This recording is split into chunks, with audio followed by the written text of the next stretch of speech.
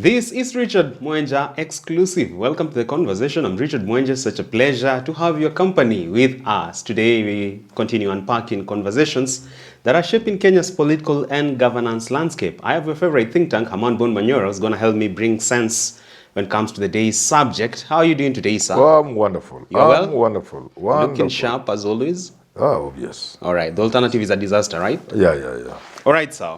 We are at a place in our Kenya's political chessboard whereby we're seeing Wiper leader Kalonzo Musyoka, DAP Kenya, party leader Eugene Wamalwa say they are on their way out of Azimio coalition.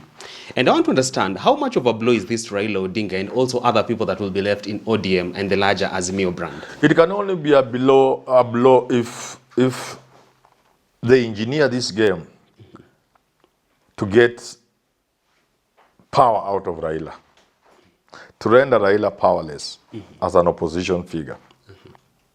Only then can this be anything to Raila. But if they don't do that, Raila will just come back.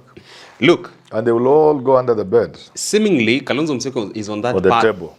Seemingly, Kalonzo Musyoka is on that path to flatten the wave that is Raila Odinga in today's Kenya's political dispensation. Yes. And the quantity he's using is tapping friends. Look at the quality of his friends. Jeremiah Kioni, we see now, Maina Jenga, Ferdinand Waititu, and he's now spreading his wings outside even the Eastern Bloc. Don't you think that this far, Kalonzo has consolidated a team that can give Raila and Ruto a run for their money? If Raila comes back, all that will come to naught. All those friends Raila will take, they will all go running to Raila, all of them. Let me put it very plain. If Raila today says, I'm had enough of Ruto, the first person to run to him will be Gachagua. Mount Kenya will embrace him. No, the Eastern Bloc? No. They're cousins? They will forget about Kalonzo. Because he will be a sure bet. That's the truth. And that's why I've advised Kalonzo, Eugene. But they don't listen. These are people who cannot even have time to share a cup of tea with people like us. Maybe today they listen to your advisory, and I want them to understand. They can't. I've told them before. If you must do your thing, do it in a way you remove this thing from Raila. And do it fast enough before Raila comes. So that by the time Raila comes, he should find he's irrelevant. To do the thing in such a way you change the game. And when Raila comes, because he will come back. He will? He should not fit anywhere. He finds the game has changed. He's irrelevant. That's how they should. But they are doing it in the same terrain where Raila is king. Trying to address the masses. The one who is the owner of crowds in this country. Who is the owner of masses? The masses, the crowds. Who is the owner? The pressers from Kalonzo. Who is the owner of the masses, the crowds? In Raila. So when he comes back, he'll just take back his crowds. So then again, become irrelevant. You just become a small schoolboy. So what element can Kalonzo embed in his political slate so that he can just give Raila a one swap? That is where the thinking is required. But they are doing the same thing the same way where Raila is king. Raila, a man of organic following, fanatical following, a man with the capacity to re-engineer and reinvent himself and come back and everybody forgives all the mistakes he has made. Skeptics. They are not like Raila. Raila will come back, reinvent himself. People will forgive him for everything. They will begin following him to a man in their millions. You must have changed the game so that it's not a question of crowds. There's something else that is happening. The space is changed.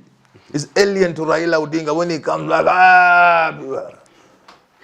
Skeptics to your argument would say that you say the masses would embrace Raila one more time, forgive him and endorse him. Yes. But look, now we are at a place whereby the biggest constituent that is going to be a critical factor in 2027, the Gen Z, yes. he's got into government by riding on their backs and on their blood. Don't you think that will render forgiveness at all? I want to tell you this morning, here and now, Raila has the capacity to turn that around. That's why he's a Gwambo. That's why he's Raila. He's not just a man. The spirit. He will turn all that around. And I sympathize with Kalonzo and the rest, Kenyan Eugene. They will just look like schoolboys before Raila. He will just move 2 rounds in Nairobi and the crowds are his. Everybody's back with it, including the Gen Zs, what I get your crowd. That's Raila for you. So you must re-engineer the game. There must be powerful narratives. Narratives that lock out Raila completely. Narratives that resonate with the Gen Zs. They can't get those narratives the way they are moving and taking tea and going, pretending we are now somewhere we are addressing people. When the honor of the crowds come. And the biggest blow to Kalonzo will be, if Raila came today, the first people to embrace him would be Mount Kenya. I'm speaking on authority. Mount Kenya will embrace Raila. Totally, 100%. Because he's the only man who can teach Ruto a lesson. In the morning, asubuhi, Ruto ako Surugoi. Kalonzo, they are trying. It's luck. They are trying their luck. With Raila, it will be certain. But then again, you've mentioned that there's need for them to create narratives that can flatten the wave that is Raila Odinga. Yes. Is part of that narrative the Railaphobia narrative that was used in Mount Kenya to silence him? That cannot work anymore. It must be a narrative that talks about a new Kenya. A new Kenya. A new beginning. A dawn of hope for Kenya. That narrative must be a very powerful narrative. Extremely powerful. Even Raila, when he's seated at home, he knows this is over. I can't play in this game. He must know. Even Ruto must begin reducing things in State House. Anatoa kidogo kidogo. By 2026, hapo ameanza kutoa. Ikifika 2027, amewacha vitu kidogo tu. Personal things ametoa. The narrative must be powerful. That creates a 2002 wave and more. A wave of change. A wave of change. A movement that brings all Kenyans together. Leaving Ruto with only his diehard supporters. But the rest of the country is moving in one direction. That, I don't see it coming from Kalonzo. And therefore, unfortunately for Kalonzo, he's wasting his time. Raila will come back and take his people.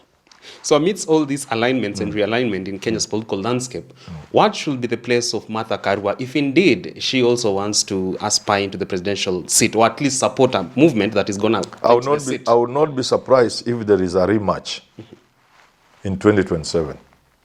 It will not surprise me with Raila and Martha Karua. The duo could be back? Yes, I will not be surprised. Raila, Martha Karua against Ruto, Kindiki. Because it is just as simple as that. And he will win. Raila will win, hands down. Serikali ya baba na mama? Yes, I can see the same happening. I'm telling you. Ruto, Kindiki, Raila, Martha Karua. Despite Martha Karua calling out Raila over the last 1 year? No. Raila has a way of reinventing himself, my friend. How many times will I say this? The only way you can do this thing and manage Raila is within the short time between now and the time he comes back. You change the game.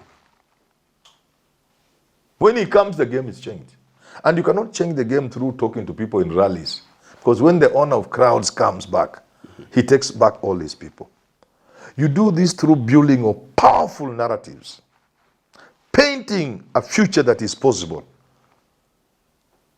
A future that has been compromised by the likes of Raila, Ruto. It is a powerful, I can't say it here because I have to be paid. I'm an old man, I want to retire. This one you have to put. But you're doing the Lord's work.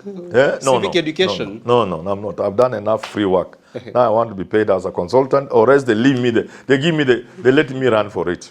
All right.